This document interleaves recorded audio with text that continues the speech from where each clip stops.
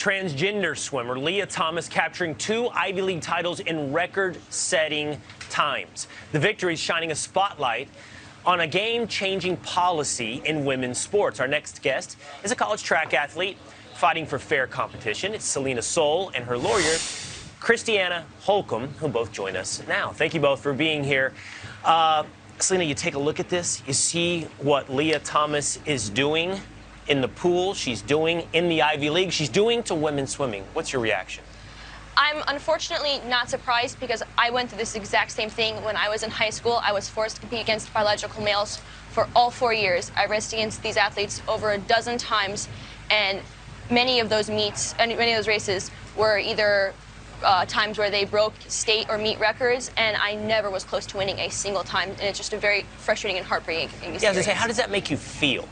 It's very, very disappointing, and it's upsetting that there's so many young girls out there that have to go through this and have to face this adversity, and it's just not fair. Christiana, I want to ask you about the policy. Here's what's fascinating, and I don't think many people are talking about this side of it. There's another transgender swimmer in these races as well, Isaac Herzig. Now, this is a biological female transitioning to be a male.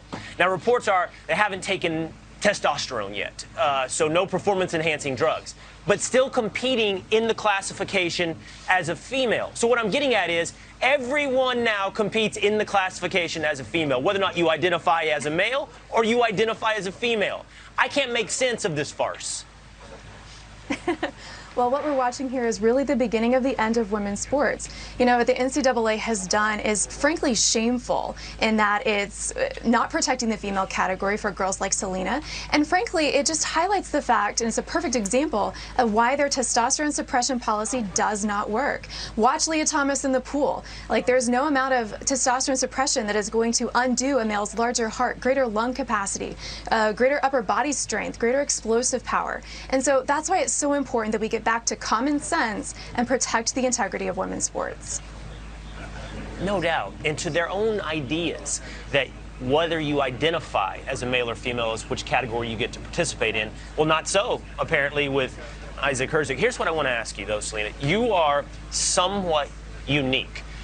Right now, there are people, and I can tell you this because I know them, who are losing sympathy for women athletes who will not stand up and speak for themselves. Those Ivy League women swimmers are not protesting. They're not walking out. They are victims of this, clearly.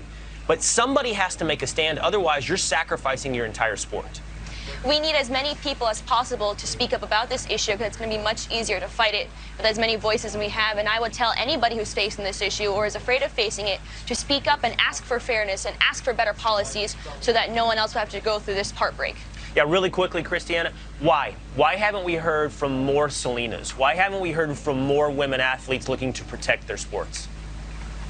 Because they're being shut down by school administrators, by the NCAA. Again, athletic associations choosing to stand with activists instead of female athletes. That's why we need every voice out there speaking up and demanding fair play for women and girls.